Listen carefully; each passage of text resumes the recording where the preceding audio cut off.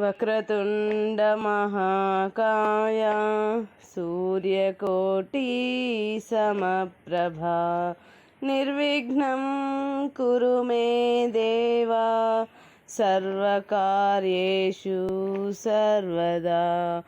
గురుబ్రహ్మా గురుర్విష్ణుః గురుర్దేవో మహేశ్వరః గురుః సాక్షాత్ పరబ్రహ్మ తస్మై శ్రీ గురవే నమః. ఓం ద్రాం దత్తాత్రేయాయ నమః. శ్రీ గురుదత్త జయ గురుదత్త. శ్రీ దత్త కథా సుధారణము. ఓం శ్రీ గురుదేవ దత్త. 14వ రోజు పారాయణం. 6వ అధ్యాయము. సూత మహర్షి శౌనకాది మునులకిట్లు చెప్పదొడంగెను. దీపకుడు గురువైన వేదధర్ముణ్ణి ఇట్లు ప్రశ్నించెను. గురుదేవ, నాదొక సందేహము. తమరు తప్ప ఎవరు చెప్పగలరు? దత్తాత్రేయుడని పేరు అనసూయాత్రి సంభూతుడైన సాక్షాత్తు పరమాత్మ పరంజ్యోతి స్వరూపుడు, దేవతలందరికీ మూలపురుషుడు కదా. ఆయనలో సర్వసద్గుణములు ప్రకాశమానమై ఉండవలెను. కానీ మనము దేనిని దుర్గుణములను పేర చెప్పుకొనుచున్నామో వారిని అతడెట్లు అవలంబించెను, ఎట్లు ప్రదర్శించెను? పరమ పురుషుడని మునులు ఋషులు కొనియాడుట సమంజసమే. కానీ ఆయన కళ్ళు త్రాగుట, ప్రియురాలితో సరసములాడుట లాంటి నిషిద్ధ కార్యములు ఏల చేసెను? నాకు అర్థం కాలేదు. నాకు ఈ సంశయమును తీర్చండి అని వినయముట్టిపడ ప్రార్థించెను. వేదధర్ముడు శిష్యుని అజ్ఞానమునకు కొంత కోపము రాగా దానిని అణచుకొనెను. ఏలనగా జ్ఞానులు అజ్ఞానుల పట్ల జాలి చూపవలనే కాని కోపగించరాదని శాస్త్రం చెబుతున్నది. దీపక, దత్తస్వామి నిరంతరం త్రాగుబోతుగాను స్త్రీలోలుడుగాను ఉండునని ఊహించినావా? అట్లయిన నీవు స్వామి పట్ల అపచారము చేసిన వాడవగుదు. యోగులైన వారే ఈ లోకంలో ఒక పదార్థమును చేతిలోకి తీసుకుని మరొక పదార్థముగా మార్చగలరు. ఉదాహరణకు, రాతిని బంగారముగా మార్చెదరు, పువ్వులను రాళ్లుగా మార్చెదరు, నీటిని రాయిగా మార్చెదరు. అంతెందుకు, అనసూయమాత ఇనుప శనగలను ఉడికించి ఇచ్చినది, త్రిమూర్తులను పసివారిగా మార్చినది మర్చిపోతివా? దత్తాత్రేయ స్వామి యోగీశ్వరేశ్వర చక్రవర్తి. ఆయనకు అసాధ్యమేదీ లేదు. ఆయన నుండి ఉద్భవించిన ప్రకృతి మాతయే మధుమతి. అంతకన్నా ఆయనకు ప్రియమైనది ఏదీ లేదు. మనము ప్రకృతిని దూరంగా ఉంచాలని ప్రయత్నిస్తున్నాం. అనగా ఇక్కడ ప్రకృతి అనగా మాయ. ఆయన అట్లుగాక అదియు నా నుండి వేరు కాదను తత్వాన్ని మనకు బోధిస్తున్నాడు. ఈ దేహము ప్రకృతి ప్రసాదము. అందు పరమాత్మ చైతన్య స్వరూపముగా ఉండిన కారణంగా దీనికి వన్నె చిన్నలు ఏర్పడినవి. లేకున్నచో ఈ శరీరము నిర్జీవమై పోవుచున్నది. మనము చూచుచున్నాముగా. ఈ తత్వమును తెలిసినచో ఆయన ప్రదర్శించిన ఆ లీలలలోని ఆంతర్యము అవగాహనకు వచ్చును. అది నీకు విపరీతమని తోచదు. ఆ పవిత్రమూర్తి యొక్క తత్వము అవగతమగును. ఈ శరీరమందు కొన్ని పదార్థములు దుర్గంధభూయిష్టమై ఉన్నవి. అవి బయటపడినచో అపవిత్రము. లోపల ఉండగా ఈ శరీరం పవిత్రముగానే ఉండి వాటిని కనిపించకుండా దాచి ఉంచుచున్నది. కావున పిచ్చివాడా, దీపక, పొరపాటున కూడా దత్తుడు అనాచారి అని భావించకు. భక్తుని పరీక్షించుటకై ఆయన ఎన్నో రీతుల కనిపించవచ్చును. అవన్నీ ఆయన నిజరూపము నిజస్థితి అనరాదు అని బోధించెను. అంతేకాదు, ఆ దత్తస్వామి తన కోరికలను తీర్చుకొనుటకై ఏ కర్మనూ చేయడు. భక్తులను ఉద్ధరించు కొరకు మాత్రమే ఈ లీలలను చేసి చూపును. సజ్జన రక్షణము, దుర్జన శిక్షణము అనగా దుష్ట గుణ పరివర్తనము చేయించుచుండును. అగ్నియందు ఎటువంటి మలిన పదార్థమైనను వేసినచో భస్మము చేయనే కానీ దానికి మలినము అంటించుకొనదు. పరమేశ్వరుని కొక్కనికే గరళమును మింగుట సాధ్యమైనది, ఇతరులకు సాధ్యమా? మహానుభావులు దేవతలను మానవ దృష్టితో అంచనాలు కట్టరాదు. దత్తుడు ఒకనాడు భిక్షమెత్తును, మరొకనాడు నిరాహారుడై ఉండును. ఏది చేసినా ఆయన నీ వంటి వారికి హితము కూర్చుటకే అని మాత్రం గుర్తుంచుకొనుము. ఇటువంటి పిచ్చి పిచ్చి సంశయములకు నీ మనసునందు తావియ్యవలదని హెచ్చరించనని చెప్పి సూతుల వారు మునుల వంక చూడగా, వారు మహాత్మా, దీపకుని వలనే మాకును ఆ ప్రశ్నలే తోచినవి. దానికి మీరు చెప్పిన సమాధానము సరిపోయినది. ఆ పైన ఆ గురు శిష్యులు ఏమి విశేషము చెప్పుకొనిరో తెలుపమని కోరినారు. సూతుల వారు ఇట్లా చెప్పనారంభించారు. మునులారా, మీరెంతో శ్రద్ధతో దత్త మహాత్మ్యమును వినిచున్నందుకు వక్తనైన నాకు సంతోషమే. వేదధర్ముడు దీపకునితో ఇప్పుడు దత్తస్వామి గురించి చెప్పసాగనని సూతులు ప్రారంభించినారు.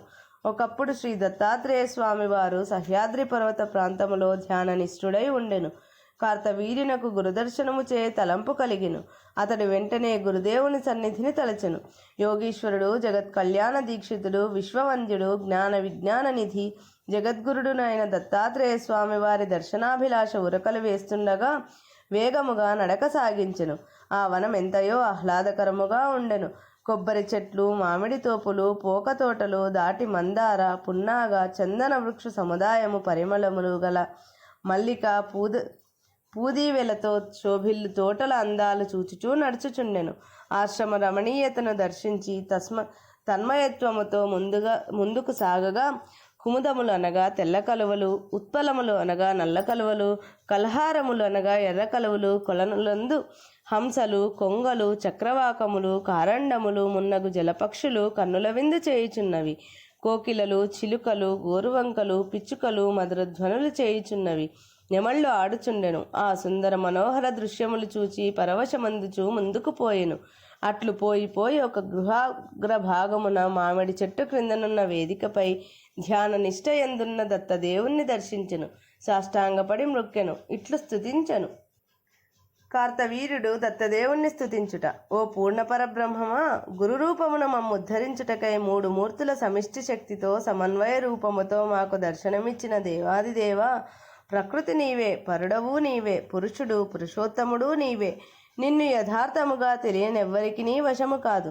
ప్రభో, నీ తత్వమును నీవే వివరించవలనని పరిపరి విధములా ప్రార్థనలు చేసెను. ఈ విశ్వమంతయు ఎవనియందు వస్త్రమునందలి దారముల వలె ఓతప్రోతమై ఉన్నదో అట్టి సచ్చిదానందమయుడగు నారాయణుడను పేరుగలవాడవు నీవే. దయాశీలుడు, మహానుభావ, కాలమును సర్పముచే కాటువేయబడిన వాడను. దుఃఖితుడైన నాకు నీ పాదములే శరణు. వేరుగతి లేదు. ఈ దీనుణ్ణి కరుణించుము దేవా. ముక్తి మార్గము తెలియగోరి వచ్చితిని స్వామి అని ప్రాధేయపడెను. తదుపరి, ఓ ఈశ్వర, జగద్రక్షక, నేను మున్ను నీ కరుణ ప్రసరించగా తెలివి తక్కువగా ముక్తిని కోరుకొనక రాజ్యపాలన కాంక్షతో పిచ్చి పిచ్చి కోరికలు కోరితిని. ఏది కోరినను ప్రసాదించగల సర్వేశ్వరుని మోక్షము నిమ్మని కోరి జన్మ సార్థకము చేసుకొనుట నాకు చేత కాలేదు. అయినను నీవు సంకల్పించనిదే నా కట్టి బుద్ధి ఎట్లు కలుగును? సర్వ సృష్టియు నీ సంకల్పమే కదా. నేను నాది అనుకొనుట వెర్రితనమే అని మరీ వాపోవుచుండెను. దేవదేవా, ఈ ప్రపంచమునందు నేను దేనికినీ భయపడను. కానీ పుట్టినవాడు చచ్చును, చచ్చినవాడు తిరిగి పుట్టునని చెప్పుచున్నారే.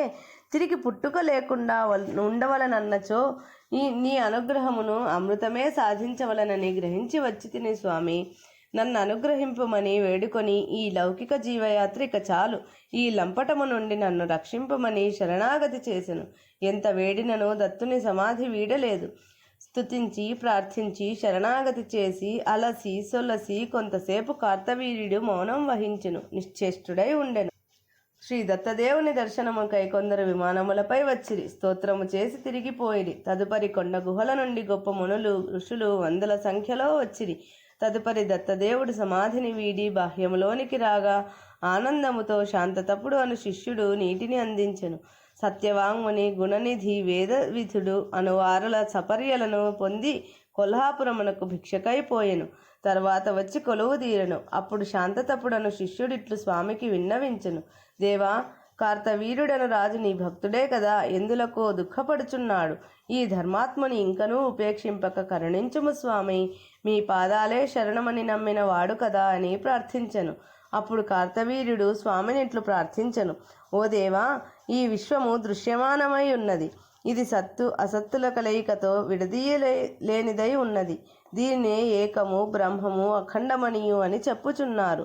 పరమాత్మ లేని చోటే లేదనుచున్నారు. సర్వత్రా పరమాత్మ వ్యాపించి ఉండగా దీనిని అశాశ్వతమని, నశించునదని, ఇదంతా భ్రాంతి అని వివిధములుగా ప్రతిపాదించుచున్నారు. ఈ విశ్వము మిథ్యయా సత్యమా అనున్నది అంత చిక్కని ప్రశ్నగా ఉన్నది స్వామి. మహాత్మా, జనులందరూ దేనిని ఆచరించి చాంచల్యరహితులై అనుతాపము చెందకుండా జీవించగలరో శృతి స్మృతి సమ్మతమైన మార్గమును ఉపదేశించుమని వేడను. పూర్వము నీవు వరము కోరుమన్నప్పుడు సంపదలను సిద్ధులను కోరుకొంటిని. ఇప్పుడు అవి అన్నీ అశాశ్వతములని తెలిసి శాశ్వతమైన ముక్తిని సాధించవలనని, దానికై మార్గదర్శనము నీ చేతనే పొందవలనని కోరుచుంటునని తెలిపెను. ఓ రాజా, నీవు కోరిన కోరిక లోక కళ్యాణ కారణమైనది కాన ఇప్పుడు చెప్పబో విషయము అతి రహస్యమైనది. రహస్యమైన విషయమును ఏ గురువైనను శిష్యుడు అడగనిదే చెప్పరాదు. ఇది శాస్త్రనియమము. నీవిప్పుడు కోరితివిగాన వివరింతును. ఓ మతిమంతుడా, వివిధ శాస్త్రములు ఉపదేశించిన విషయములందు విప్రతిపత్తి అనగా వైరుధ్యము కలదని చెప్పు మాటలు అసమంజసము. అది మతిలేని వారు అన్నారని గ్రహింపవలెను. ముందు నీ సందేహము నివృత్తి చేసి తదుపరి మోక్ష మార్గమును తెలిపెదను. సందేహము నిండిన మనసుకు వేరు ఉపదేశములు చెవికెక్కవు. శాస్త్రములెల్ల మోక్ష సాధనములే. ఒకానొకప్పుడు బృహస్పతి కామకాళాయుక్తమైన ఉక్తములైన దండనీతి మొదలగు శాస్త్రములను, కామశాస్త్రమును, సౌగత శాస్త్రమును, శిల్పశాస్త్రమును విద్యార్థులకు బోధించుచుండెను. దేవేంద్రుడు గురువైన బృహస్పతిని చేరి నమస్కరించెను.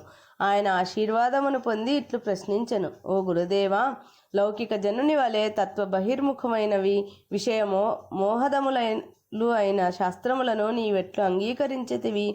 ప్రాణులందరకు విషయ పరిజ్ఞానము కామ ప్రేరితమగు వాంఛలు పుట్టుకతోనే వచ్చును కదా.